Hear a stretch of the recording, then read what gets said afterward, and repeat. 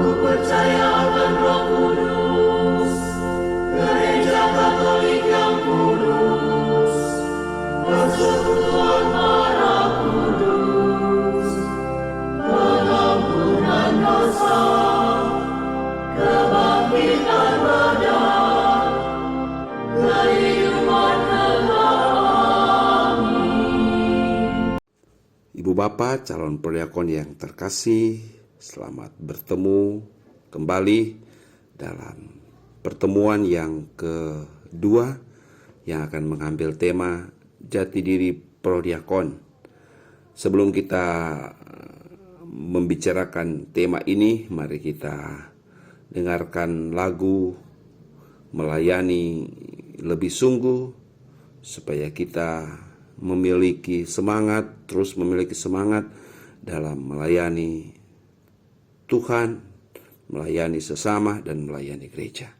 Selamat mendengarkan, semoga semakin teguh dalam pelayanan kita kepada sesama, kepada Tuhan, dan kepada gereja.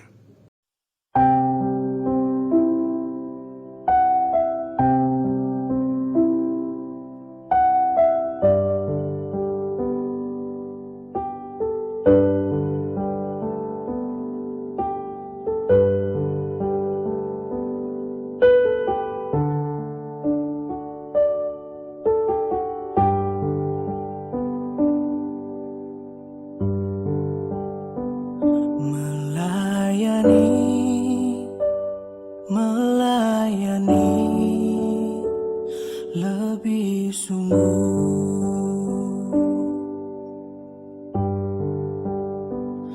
melayani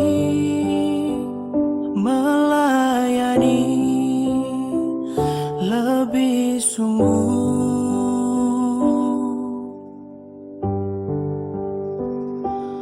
Tuhan lebih dulu melayani kepadaku, melayani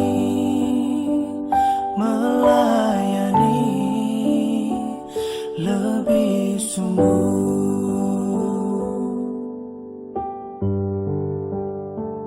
Mengasihi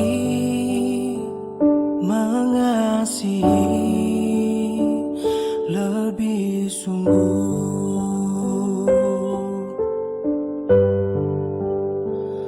mengasihi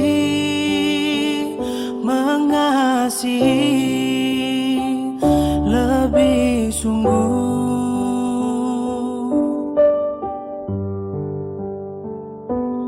Tuhan lebih dulu mengasihi kepadaku,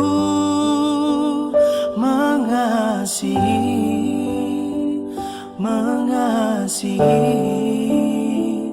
lebih sungguh.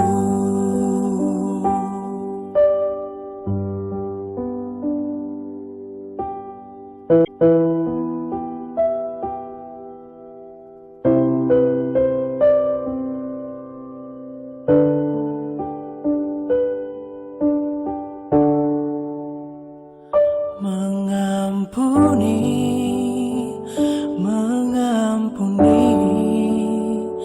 lebih sungguh,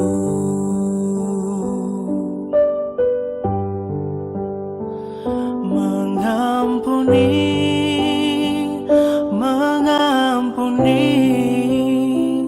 lebih sungguh.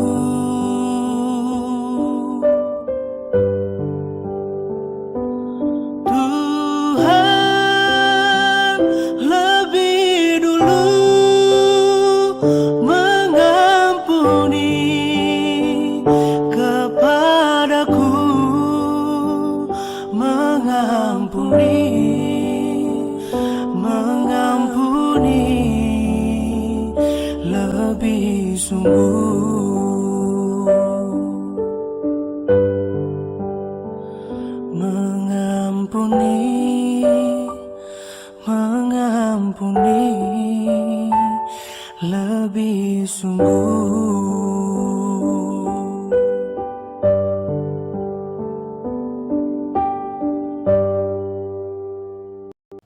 Mari kita mulai pertemuan kita dengan berdoa.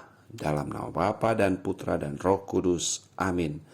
Ya Tuhan Allah yang Maha Kuasa, kembali lagi pada kesempatan ini kami memulai proses pertemuan yang kedua dalam rangka pembinaan, pembekalan untuk pelantikan prodiakon Paroki Santo Paulus Rusa Kencana Toili. Yang pada pertemuan kedua ini kami akan memperdalam sehubungan dengan tema jati diri prodiakon. Bantulah kami dengan rahmat Roh Kudus agar kami mampu menimba semangat dan kekuatan dalam pelayanan kami. Curahkanlah rahmat Roh Kudus agar apa yang akan kami terima, apa yang akan kami dengarkan menjadi bekal bagi kami untuk pelayanan kami nanti. Semoga dengan demikian kami dapat tetap setia melayani Dikau dalam diri sesama dan juga melayani gereja. Demi Kristus Tuhan dan pengantara kami. Amin. Dalam nama Bapa dan Putra dan Roh Kudus. Amin. Bapa calon prodiakon yang terkasih, kita bertemu lagi dalam pembekalan calon prodiakon paroki. Ini pertemuan yang kedua yang akan mengambil tema jati diri prodiakon. Nah, siapa itu prodiakon? Istilah prodiakon pertama kali digunakan di Uskupan Agung Semarang tahun 1985 untuk menggantikan istilah diakon awam yang dirasa tidak tepat, sebab diakon adalah istilah pelayan tertabis, tingkat terendah dalam hierarki, sedangkan seorang prodiakon adalah seorang awam. Jadi ini sebenarnya proses yang sudah ada. Dulu istilahnya diakon awam, mungkin Anda pernah dengar istilah ini, tapi memang dirasa tidak tepat istilah ini karena diakon menunjuk kepada salah satu tabisan gereja yang paling rendah. Ya, diakon kan itu martabat terendah dalam hierarki gereja. Dia adalah masa di mana persiapan untuk menjadi imam, ya. Jadi dia belum imam, dia masih frater, tetapi sudah mendekati, ya, istilahnya dalam ketentuan hukum gereja dikatakan diakon itu ya paling lama 10 bulan. Ya, seseorang frater memegang istilah diakon. Sudah itu ya sudah 10 bulan dia sudah mesti ditabiskan imam. Tiada diakon selama-lamanya, ya, ada jangka waktunya. Nah, Kamus Liturgi menyebutkan bahwa prodiakon adalah petugas liturgi yang melaksanakan beberapa tugas diakon, antara lain membantu imam dalam perayaan Ekaristi, yaitu menyiapkan bahan persembahan dan melayani komuni. Jadi karena diakon memang juga terbatas dalam kehidupan dalam beberapa paroki, lalu muncullah istilah prodiakon yang istilahnya melaksanakan tugas seperti diakon dalam hierarki gereja. Di samping itu, prodiakon dapat diberi tugas memimpin ibadat sabda, melayani komuni orang sakit, memimpin ibadat di sekitar kematian. Jadi semakin nampak atau semakin jelas tugas Anda nanti, ya, lewat pertemuan ini. Nah, prodiakon dilantik oleh uskup atau orang lain yang diberi mandat oleh uskup. Nah, di Keuskupan Manado mandat itu diberikan kepada viket untuk masa bakti tertentu, misalnya 3-5 tahun dengan lingkup tugas di paroki. Jadi kebetulan memang tahun ini uskup kita akan datang untuk menetapkan paroki kita yang sebenarnya sudah secara de facto sebenarnya sudah jadi paroki mandiri, cuman uskup akan datang untuk memberi namanya akte atau SK pendirian paroki nanti bulan Mei rencananya. Nah, dalam rangka kunjungan itulah uskup akan melantik Anda semuanya menjadi prodiakon paroki, dan tugasnya tentu di lingkup paroki kita, sehingga ketika Anda tugas di tempat lain atau pergi berlibur ke tempat lain, datang di tempat lain, tidak otomatis Anda jadi prodiakon. Meskipun Anda hanya pergi ke lintas paroki dalam Keuskupan Manado yang terdekat saja paroki Luwuk, Anda tidak bisa, oh saya prodiakon paroki Luwuk, paroki Towili, maka saya juga mesti jadi prodiakon di paroki Luwuk. Tidak ya, Anda tidak istilahnya tidak diberi mandat untuk melayani di luar wilayah paroki Anda. Anda cuma tugas di paroki di mana Anda diangkat sebagai prodiakon, ya, itu ruang lingkupnya. Nah, apa tugas Anda sebagai prodiakon? Pertama, membantu merimakan komuni. Ini pelayanan liturgis. Dalam perayaan Ekaristi, membantu imam dalam membagikan komuni dalam perayaan Ekaristi mingguan, di mana umat yang hadir cukup banyak. Mereka harus mengikuti prosesi sejak awal, mengenakan pakaian liturgis dan menduduki tempat yang telah disediakan di bagian depan umat, tidak di panti altar, ya. Jadi itu tugas Anda ketika ada perayaan Ekaristi. Tentu ya di gereja di mana memang umat cukup banyak. Ya di wilayah-wilayah rohani umat cukup sedikit, ya tidak sebenarnya tidak perlu diperlukan di gereja memang, dan tempatnya ya tentu di depan, bukan di panti altar, tapi duduk di kursi paling depan, dan ya harus ikut prosesi sejak awal. Kalau Anda punya tugas dan Anda terlambat datang sementara imam sudah masuk, Anda tidak bisa melayani. Anda harus wajib ikut prosesi atau perarakan dari awal. Dan ada pakaian liturgis yang nanti akan Anda pakai. Di luar perayaan Ekaristi, Anda punya tugas penerimaan komuni dalam ibadah sabda khusus seperti Jumat Agung dan atau di stasi di mana imam tidak sering hadir. Pengiriman komuni bagi orang sakit dan lansia yang sudah tidak bisa lagi ke gereja dan atau orang dalam penjara. Jadi ini tugas Anda. Jadi makanya di paroki kita, setelah imam merayakan Ekaristi, Anda mengambil posti di tabernakel lalu pergi melayani umat kita yang sakit, para lansia. Jadi dengan begitu mereka diterimakan komuni setiap minggu, seperti itu, ya. Jadi juga Anda ya kesempatan-kesempatan tertentu Anda juga akan diminta untuk ya pergi pelayanan di stasi-stasi, ya, di mana tidak bisa dijangkau oleh pastor, apalagi pada hari-hari besar gerejani seperti Natal dan Paskah, di mana memang untuk sementara paroki kita hanya satu imam, maka Anda diminta untuk membantu untuk pelayanan memimpin ibadat-ibadat seputar pekan suci di stasi-stasi yang lain, ya, seperti itu. Dan tentu juga yang secara khusus bagi orang-orang sakit, lansia di rumah, atau ya kalau umat kita ada juga yang dalam penjara,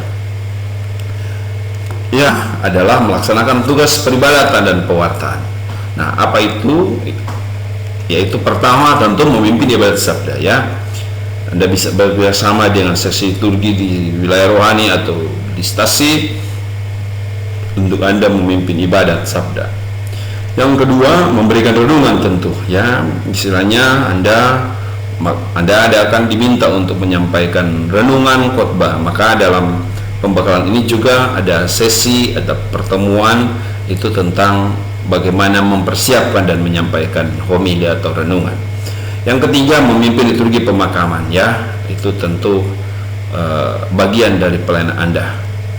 Lalu memimpin berbagai ibadat berkat syukur di wilayah rohani dan kelompok tertentu, ya, di mana memang apalagi ada umat mungkin minta ibadat pada hari Minggu, ya, di mana memang imam susah untuk, ya, kesulitan untuk melayani pada hari Minggu, ya, Anda diminta untuk hadir untuk membawakan ibadat tersebut, pemberkatan rumah, pemberkatan ya apa saja yang diminta oleh umat. Selanjutnya ada 3 dasar pelayanan prodiakon, ya. Ini fondasi bagi pelayanan prodiakon yang Anda akan jalani. Yang pertama adalah ambil bagian dalam karya imaman Kristus. Nah, partisipasi awam dalam liturgi gereja tidak disebabkan karena memang imam kurang atau sekedar membantu pastor paroki yang sibuk. Jadi pastor paroki sibuk sekali, jadi angkat job kaum awam untuk jadi prodiakon. Bukan itu. Nah, yang sebenarnya adalah bahwa Anda terlibat dalam liturgi gereja karena yang sudah kita renungkan pada pertemuan pertama, yaitu martabat Anda sebagai awam yang dipilih karena sakramen baptis. Jadi sakramen baptis menjadikan kita memiliki martabat sebagai imam, sebenarnya imamat umum.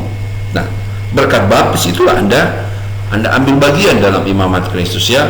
Pertemuan pertama kita sudah bicara soal itu. Nah, yang kedua adalah tuntutan liturgis sebagai perayaan gereja, ya. Liturgi adalah perayaan semua umat, seluruh gereja. Nah, sehingga karena liturgi adalah sebuah perayaan seluruh umat, sehingga bukan pastor yang penentu segala-galanya dalam liturgi, atau imam, atau uskup, atau paus, semua ambil bagian dalam liturgi gereja, sehingga partisipasi umat awam itu sangat menentukan liturgi. Yang ketiga, tanggung jawab membangun kehidupan. Ini kehidupan gereja tentu, ya. Nah, menjadi prodiakon bukan salah satu bentuk misalnya menjadi prodiakon merupakan salah satu bentuk partisipasi untuk membangun gereja, ya. Dengan Anda terlibat aktif dalam kehidupan gereja awam Anda semuanya, jadi menunjukkan bahwa gereja itu hidup. Karena ya sekali lagi, gereja tidak ditentukan oleh para pelayan khusus seperti imam, bukan. Jadi gereja ditentukan oleh semua umat. Sehingga gereja itu hidup, berarti ya ada umat yang ikut ambil bagian di sana. Nah, ini dasarnya kenapa Anda ikut terlibat. Selanjutnya ada beberapa hal sehubungan dengan keistimewaan prodiakon. Yang pertama, orang pilihan dalam gereja, ya. Prodiakon adalah orang pilihan umat, maka penjaringan prodiakon paroki kita ya diberikan kepada masing-masing stasi rohani untuk memilih orang yang tepat. Nah, lalu Anda diangkat oleh uskup atau wakil uskup yang disebut viket. Itu berarti bahwa umat percaya kepada Anda. Kalau Anda tidak dipercaya, buat apa? Tidak mungkin Anda dipilih. Nah, sehingga dan mereka bukan cuma percaya, tapi mempercayakan pelayanan itu kepada Anda, baik dalam peribadatan maupun komuni kepada orang sakit, kepada umat itu.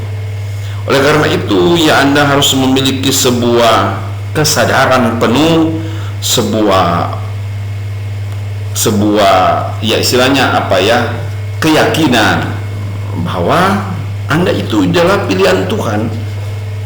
Ya, sekali lagi Anda adalah pilihan Tuhan, sehingga perlu disyukuri Anda dipilih oleh gereja, oleh Tuhan untuk ambil bagian dalam kehidupan gereja, sehingga ini sebuah pelayanan yang istimewa. Yang kedua adalah menghadirkan Kristus.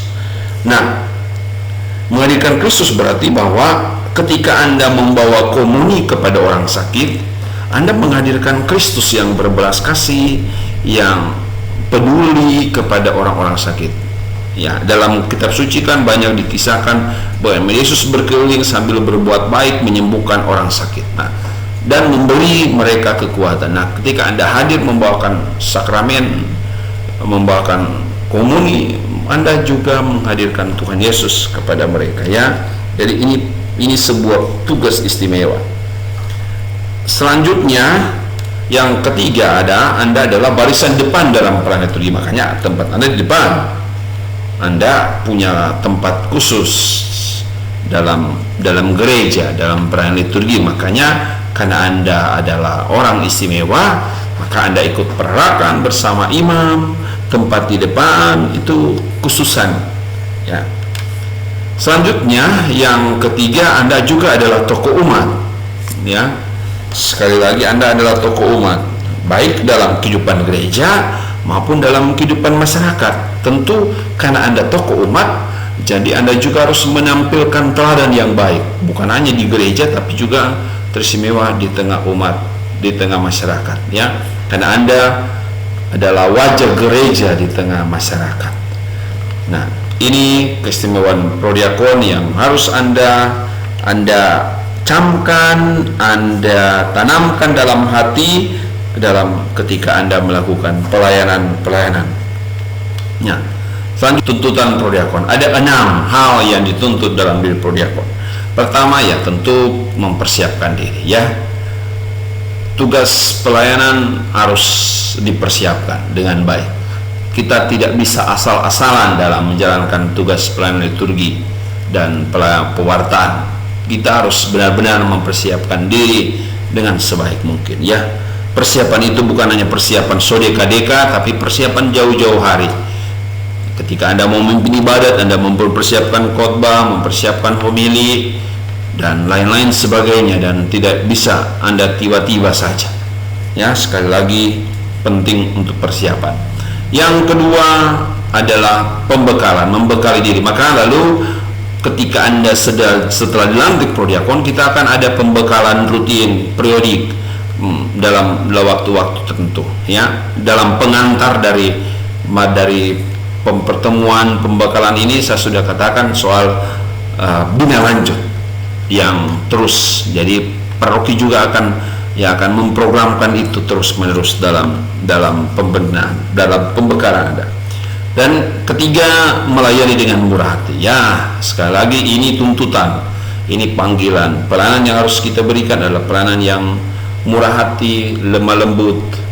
Ya, istilahnya Yesus katakan, kamu telah menerima dengan cuma-cuma, maka berikanlah itu juga dengan cuma-cuma. Ya, pelayanan tanpa pamrih. Jadi harus menjadi sebuah spirit, membuat semangat dari seorang prodiakon. Yang keempat, melayani dengan setia ya. Kesetiaan itu mutlak diperlukan. Dalam perumpamaan tentang talentai sudah bicara soal kesetiaan itu. Marilah kamu hai hambaku yang setia, kamu telah setia dalam perkara kecil, masuk dalam kebahagiaan Tuhan. Ya, sekali lagi kesetiaan adalah mutlak. Santa Teresa dari Kalkuta mengatakan, Tuhan memanggil kita bukan untuk sukses tapi untuk setia. Ya, sekali lagi kesetiaan itu adalah boleh bilang darah daging ya istilahnya, atau ya mungkin lebih bagus istilahnya melekat erat dalam kehidupan prodiakon sebagai pelayan. Nah, tentu penting juga yang kelima, meningkatkan mutu hidup ya, kualitas hidup. Anda adalah tokoh umat, Anda adalah panutan. Anda harus menampilkan diri sebagai seorang pelayan. Seorang pelayan tentu harus juga memiliki kualitas-kualitas hidup yang terpuji. Dan yang keenam, melayani dengan rendah hati ya. Sekali lagi, kerendahan hati sudah tunjukkan itu ketika dia membasuh kaki para murid. Dia bilang, sedangkan saya yang kamu sebut guru dan Tuhan membasuh kaki, maka kamu juga harus melakukannya ya. Ini istilahnya warisan Yesus. Barang siapa ingin melayani harus merendahkan diri ya. Sekali lagi, ini panggilan kita sebagai seorang prodiakon dalam pelayanan kita kepada umat. Dengan begitu hidup kita akan semakin berbuah dalam karya-karya kita, sehingga apa yang kita lakukan itu betul-betul menjadi karisma dalam diri kita, sehingga kita betul-betul memberikan diri secara utuh. Baik, para prodiakon, calon prodiakon yang terkasih, ini beberapa hal dalam pertemuan kita yang kedua ini. Nanti kita akan bertemu lagi dalam pertemuan yang ketiga yang akan mengajak kita untuk masuk ke lebih dalam lagi. Sebagai akhir dari pertemuan ini, kita akan menutup dengan lagu berikut ini. Selamat mendengarkan, semoga semakin teguh semakin yakin dalam pelayanan yang akan Anda bagikan dan berikan kepada umat. Selamat dan Tuhan memberkati Anda semua.